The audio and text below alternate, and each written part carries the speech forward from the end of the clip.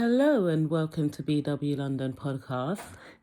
Now, although I made a video on weight loss already, and I don't think this is my field because there are so many experts out there, but I have to share it.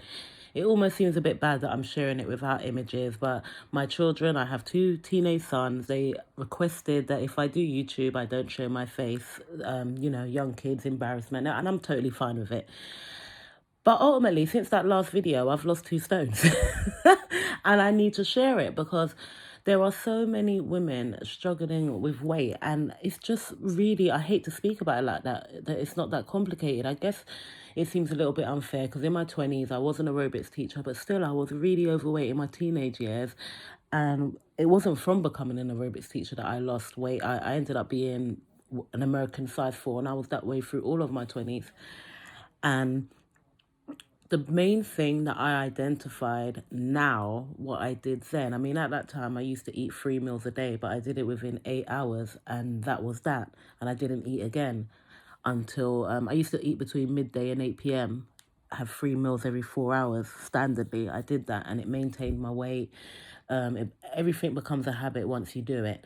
So all the cravings and stuff that we get, they do actually disappear when you eat right. It just takes getting through a discipline for even 3 days, honestly, even 3 days. But that's how I lost weight that time. And I ended up gaining weight in my 30s due to an incident I had in my life. And I lost weight again, not on purpose, and I was actually eating 1 meal a day, and it was just because I was extremely busy, but I had to be at one place for about 10 weeks, and it had food, so I only ate there so I could get on with all my day. So that's what I did. Now, I ended up gaining weight when that stopped, those 10 weeks stopped, I ended up gaining weight. And maybe 2 years later, after listening to a lot of the manosphere, to be honest, and about weight, because I'm going to go off track for a minute.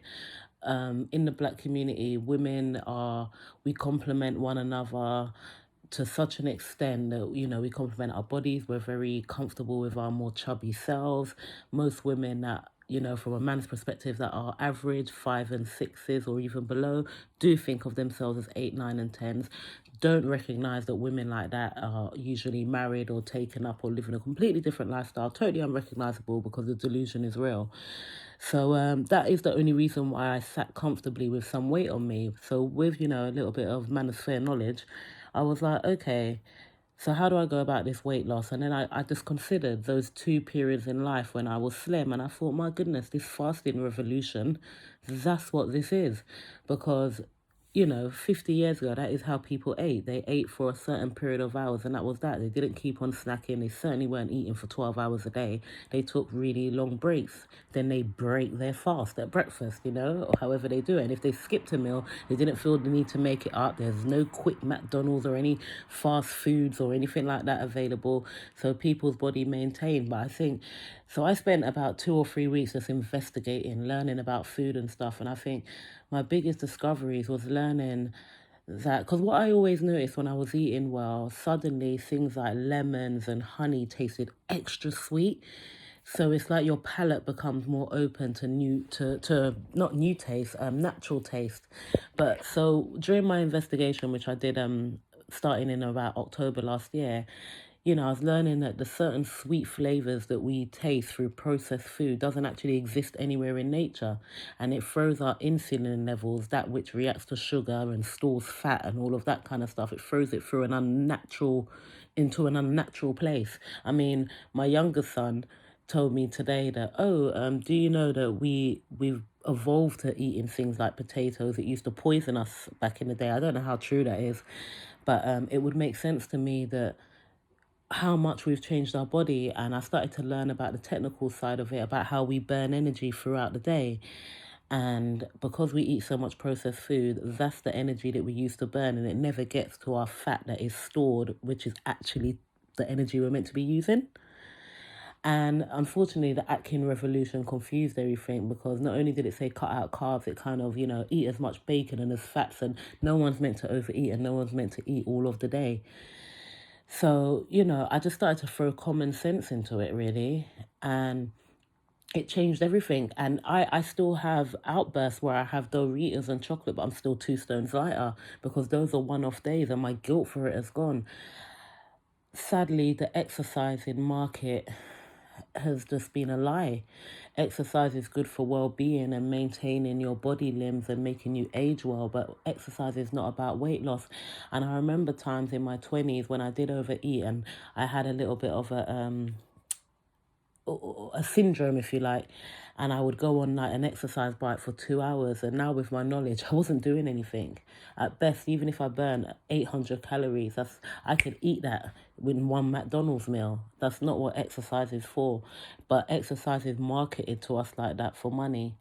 When I first went back to the gym in October, I actually gained a few pounds, and that's because I couldn't stop eating. So most people who start going to the gym actually put on weight, and they think they're balancing it out with the gym, but the gym doesn't burn that many calories no matter how much work you do in it. It really doesn't, and people need to get that in their head. It doesn't burn that much calories.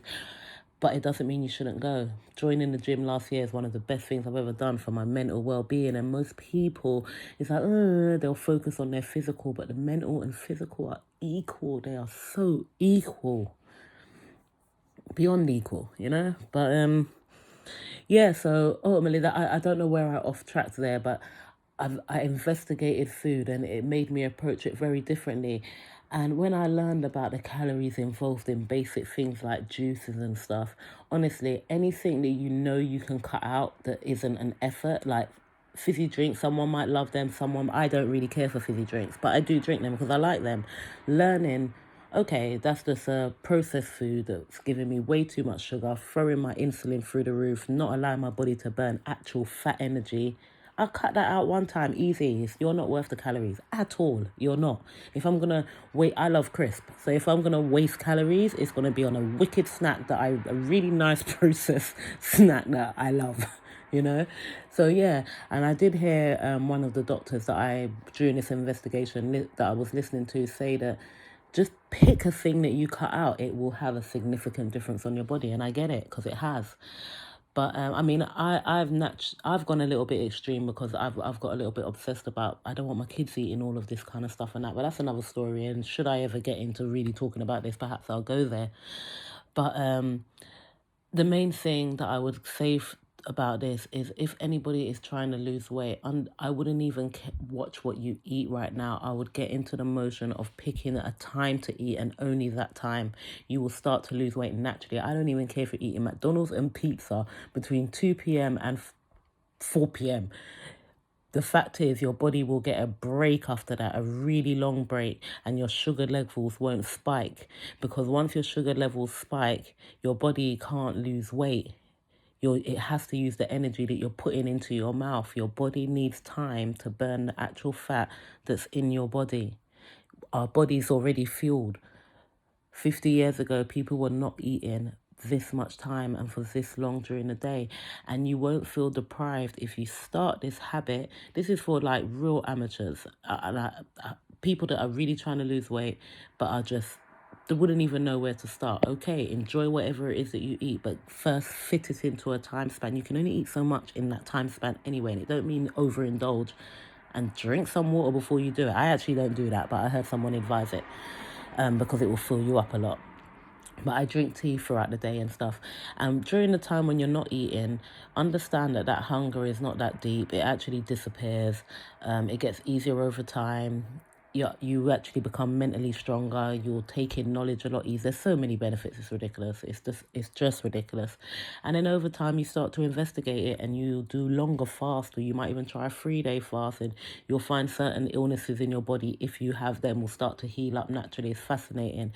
And I said in the previous video, I've lived a fasting lifestyle without the name of it or recognition of it for majority of my life. In my 20s, after my menstrual cycle, I used to fast for 3 days. No one told me to. It was just my body told me to. It was like, because I took in so much gunk often a few days before, and I just felt this need to just nothingness. But the thing is, because I had no knowledge, I used to actually feel guilty. I used to think, oh, am I starving myself? But I was like, but I can't eat. My body doesn't want to. It just doesn't want to. I need water right now. So then I made it a kind of thing that I did, and it was intentional, removed the guilt from it, and just said, look, my body likes this, and that was that. But lo and behold, it's actually a movement right now. But that movement is really just a package of how we used to live for for all of mankind until recently, basically, until modern society, technology and fast food and processed foods and labs and all of that stuff, genetically modified food and all of that nonsense. But this applies to men, women, anybody. Just cut down the hours that you eat. I don't even care what you eat. You're going to see a significant change in your body, and it is so rapid. So I've lost 2 stones. I'm going for just another half stone because I think after that I'd be considered underweight. But and yes, I've seen the difference. It's so much. Oh my god, because I was slimmer before. So much of my classic old clothes, everything fits. When you're slimmer, you don't have to worry. You just leave the house. Do you know what I mean? It's just so much more comfortable not worrying about your stomach and all of those things. And that's the life I knew for the majority of my life. It's just easier being slimmer. It really is. And men, my gosh, there's a privilege. There's a privilege with being slim. Everybody's nice to you. I've always known that because because I have fluctuated twice in my life, it was just amazing going into a superstore and not being assisted all the time. It was like, my God, okay. And I attributed it to getting older, although that is definitely a factor, I'm sure. But I attributed it to getting older because of, the sisterhood that always says that the thickness is so great. But truth be told, whenever I'm slim, and you become international as well, men from all over recognize you. Maybe, I don't know what they recognize you for, but they definitely, other than sexual attention, but it is what it is, isn't it? But yeah, and you just feel healthier, skin looks better, hair is glossier. It's a thing, and it's good, and you feel better. And oh my God, for women, your premenstrual cycle improves 10 times. And if you are married, and you trust me, your significant other will really see the difference. Like, wow. Do you know what I mean? If you have that kind of raw cycle, it will calm down massively to the point where you might even forget when you're actually coming on because your hormones are in check. But yeah, if anybody wants to look at this more or already is, it's definitely, I'd say, revolve it around the fasting. Only don't treat it as like the marketing tool that it is, but more think about it as humans always live like this anyway. It's just really changed in the last decade. We went from burning energy from our actual body fat, which kept us slim, to only burning energy from processed food. And we rely on processed food. It's addictive. It is the newest drug in the world. It is more addictive than food. It's more addictive than sugar, more addictive than anything there is out there, including crack cocaine. I can picture times where I eat things and the buzz that I get from it. Listen, that buzz, it's a drug. It's a drug. Now, some people won't have this problem because I do notice, I'll just say this one other thing. Like imagine there was a girl, a woman at 300 pounds and one at a good weight of say 130 pounds. Then the 300 pound or less, let's bring her down so there's no body sagging. So say about 195 then. And then she goes down to 130 and they both look the same. Even though they look the same, their bodies are now conditioned completely differently. And I know that as somebody who's put on weight, even though right now I might look as slim as the next woman who might have been in shape in all her life, our bodies don't operate different. Our bodies operate differently. My body knows how to expand. It's done it. My body has a different form of craving to sugar. My body's gone through masses of addiction. My body's eaten at random hours, eaten for all 16 hours a day in the times when I was big. So I've got a different system and need to keep it in control in a different way. And I think understanding that is really important as well, because too many people lose weight and then don't maintain. And maintaining is about habit, but the habits you pick can't be extreme. They must be things that you can maintain long term. Too many people go in so hard, but then how do you maintain it? And that's why I say that's what I like about eating within your hours.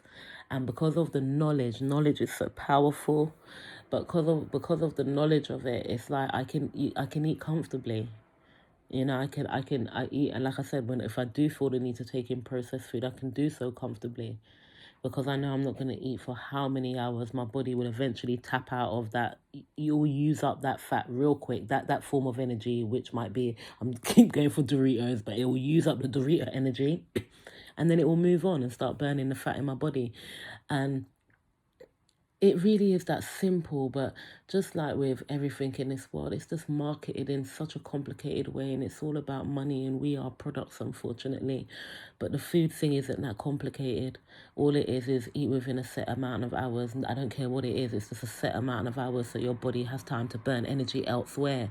Your body cannot do that if you keep eating. It's that simple, honestly. The gym is for health and for bringing definition to your body and if you want to be super fit and all them kind of stuff, but it's a necessity. Okay, oh my goodness, 15 minutes about this. Who would have thought? But I am passionate about it. I really am. All right, thank you.